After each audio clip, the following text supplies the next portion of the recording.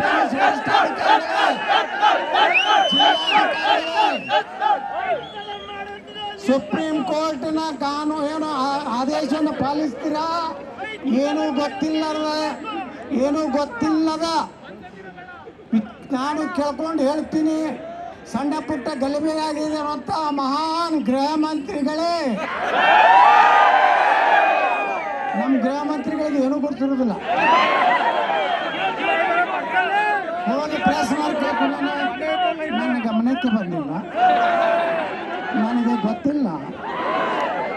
ನಾನು ಸರಿಯಾಗಿ ನಮ್ಮ ಪೊಲೀಸ್ ಅಧಿಕಾರಿನ ಕೇಳಿ ತಿಳ್ಕೊಂಡು ತಿಳಿಸ್ತೇನೆ. ಅದೇನು ಸಣ್ಣ ಪುಟ್ಟ ಗಲಭೆ, ಹಿಂದೂಗಳಿಂದಲೇ ಗಲಭೆಗೆ ಕಾರಣ.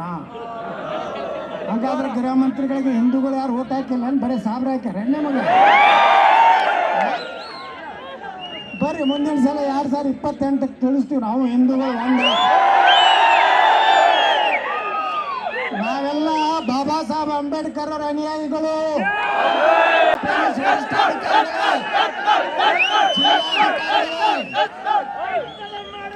ಸುಪ್ರೀಂ ಕೋರ್ಟ್ನ ಕಾನೂನು ಆದೇಶವನ್ನು ಪಾಲಿಸ್ತೀರಾ?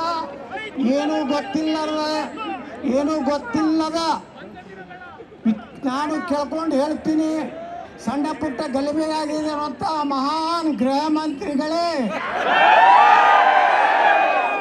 ನಮ್ಮ ಗೃಹ ಮಂತ್ರಿಗಳಿಗೆ ಏನೂ ಗೊತ್ತಿರೋದಿಲ್ಲ.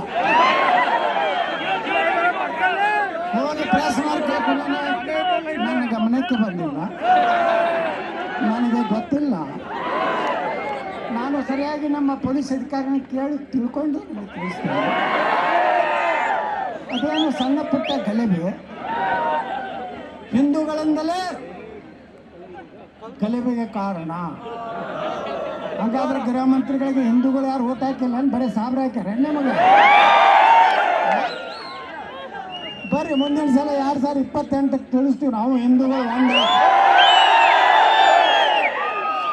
ನಾವೆಲ್ಲ ಬಾಬಾ ಸಾಹೇಬ್ ಅಂಬೇಡ್ಕರ್ ಅವರ ಅನುಯಾಯಿಗಳು.